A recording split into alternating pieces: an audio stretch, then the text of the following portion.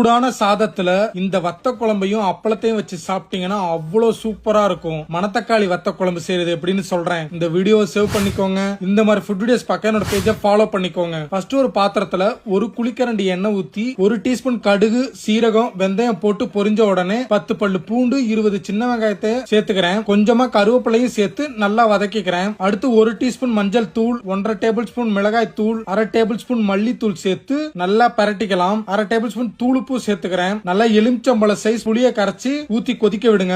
3 சில்லு தேங்காய நல்லா பேஸ்டா அரைச்சி குழம்பு நல்லா கொதிச்சு வரப்ப ஊத்திக்கலாம். இப்ப குழம்பு நல்லா எண்ணெய் திரிஞ்சு வரப்ப ஒரு பாத்திரத்துல 1 குளிக்கரண்டி எண்ணெய் ஊத்தி 1 டீஸ்பூன் பெருங்காயத்தூளும் 2 டேபிள் ஸ்பூன் மணத்தக்காளி வத்தலும் சேர்த்து பொரிஞ்ச உடனே இப்ப அதை எடுத்து குழம்புல ஊத்திக்கோங்க. அவ்வளவுதான். கடைசியா 1 டீஸ்பூன் வெல்லம் சேர்த்து இறக்குனீங்கன்னா ஒரு சூப்பரான மணத்தக்காளி வத்த குழம்பு ரெடி. கண்டிப்பா ட்ரை பண்ணி பாருங்க. இந்த டிஷ் உங்களுக்கு பிடிக்கும் நான் நம்புறேன்.